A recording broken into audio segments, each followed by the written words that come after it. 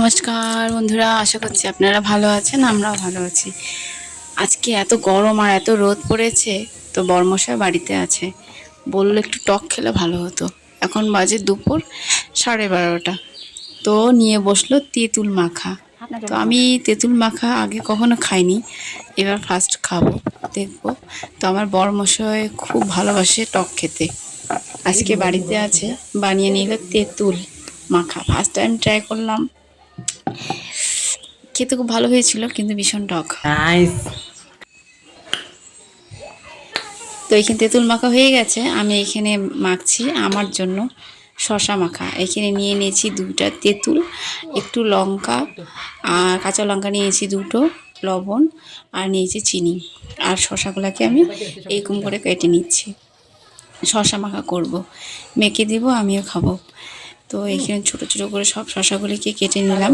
কেটে নেওয়ার পরে মনে হলো যে শশাগুলি বেশি নিয়ে নিয়েছি, তো এইখানে আমি একটা ছোট গামলার মধ্যে মেখে নিচ্ছি। কথা বলতে বলতে মুখে জল এসে পড়েছে, তো মেয়েকে দিচ্ছি যে একটা শশা মাখা খাও।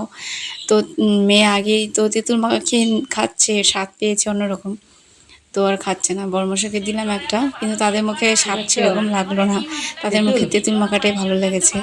তো মেয়ে আর মেয়ের বাবা দুজনে তেঁতুল মাখা খাচ্ছে, আর আমি নিয়ে বসেছি শশা।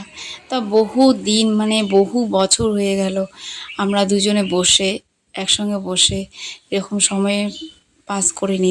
দুজনের কাজে ব্যস্ত থাকি আমরা সারাক্ষণ, ওর কাজে ব্যস্ত, আমি আমার কাজে ব্যস্ত, সময় দেওয়া প্রায় হয় না। তো বহু বছর পর এই দুজনে টক নিয়ে বসলাম, আর কিছু কিছু গল্প করলাম আর খাচ্ছি। এই দোলনাটা বানাইছি আমার বরমশাই মেয়ের জন্য। তো এখানে বড় মানুষও বসা যায়, আমি বসেছি কিন্তু অত দুলছি না, যদি পড়ে যাই আরও বিপদ হয়ে যাবে। তো এইখানে তেঁতুল মাখা খাচ্ছে বরমশাই, আর আমি খাচ্ছি শশা মাখা। খেয়ে খেয়ে গল্প করছি, বহু বছর হয়ে গেল যেরকম বসে গল্প করে খেতে অনেক বছর হয়ে গেল। তো খাচ্ছি, বেশ ভালো লাগছে। তো দেখুন কি ঝাল লাগছে, তবুও খাচ্ছে, কি স্বাদ করে খাচ্ছে, এত টক ভালোবাসে ভীষণ। লঙ্কাগুলো খাচ্ছে না, এগুলো খাচ্ছে।